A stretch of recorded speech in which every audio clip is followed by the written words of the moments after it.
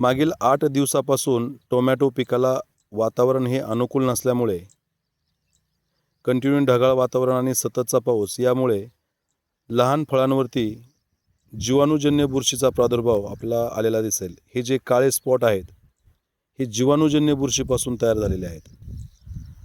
हवेमध्ये आर्द्रता वाढणे, टेम्परेचर कमी असणे आणि सतत फळ ओलं असणे, सततच्या पावसामुळे ह्या फळांवरती असा जीवाणूजन्य बुरशीचा प्रादुर्भाव वाढलेला आहे। आपण जर बघितलं तर ह्या एका काळ्या स्पॉटच्या शेजारी ओलसरपणा दिसतो, हे ओलं दिसतंय, म्हणजे अजून ही बुरशी ॲक्टिव्ह आहे। तर शेतकरी मित्रांनो, टोमॅटोवरती एकदा जीवाणूजन्य बुरशीचा प्रादुर्भाव आला तर हे स्पॉट पुन्हा कशानेच जात नाही। म्हणून येऊ नये म्हणून यासाठी आपण प्रिव्हेंटिव्ह स्प्रे काय घ्यायला पाहिजेत, तर बॅक्टेरियानाशकाचे स्प्रे आपण घ्यायला पाहिजेत। सतत जर पाऊस असेल, पाऊस थोडाही उघडला तर त्यावेळेस आपण कासोगामायसिन असेल, स्टेप्टोमायसिन असेल किंवा टेट्रासायक्लिन असेल, फिलिडामायसिन असेल, याचे स्प्रे आपण स्पर्शजन्य बुरशीनाशकासोबत घ्यायला पाहिजे। म्हणजे कसं की जे आपण फवारणी घेणार आहेत, उपचारात्मक असेल किंवा प्रिव्हेंटिव्ह असेल, तर याच्यामध्ये आपण रेडोमिल गोल्ड जर 40 ग्रॅम घेतले तर कासोबी 40 मिली घ्यायला पाहिजे, असा एक स्प्रे द्यायला पाहिजे।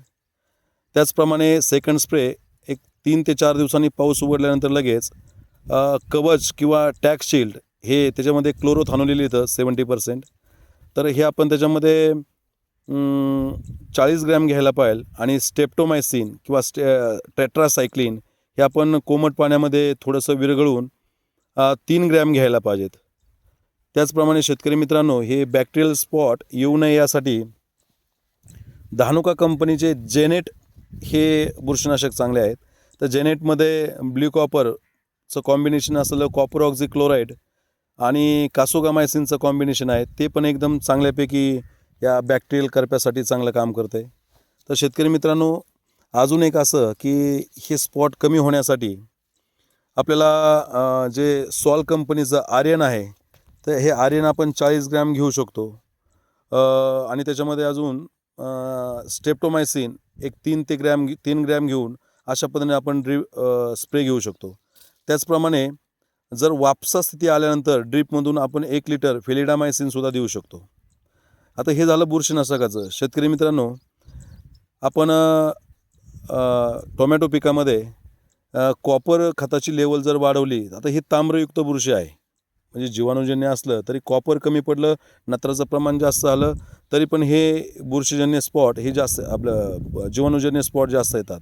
तर यासाठी आपल्याला काय करायचं आहे की पानांद्वारे थोडं कॉपरयुक्त जी खतं आहेत, फॉर्मॅक असेल, रिमॉल असेल, तर ही फवारणी आपण पानांद्वारे द्यायला पाहिजेत।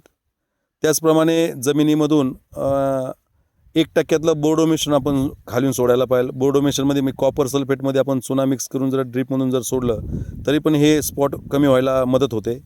त्याचप्रमाणे आपण ड्रीपमधून मॅक्टो DAP असेल, थोडक्यात कॉपर, पोटॅश आणि मॉलिब्डेनम लेवल, त्याचप्रमाणे कॅल्शियम लेवल ही आपण मुळ्यांवाटे, पानांवाटे थोडे ह्या पिकाला वाढवायला पाहिजेत, जेणेकरून ह्या जीवाणूजन्य असेल किंवा बुरशीजन्य जे इतर काही जे स्पॉट आहेत पानांवरती, फळांवरती, हे थोडे कंट्रोल होईल।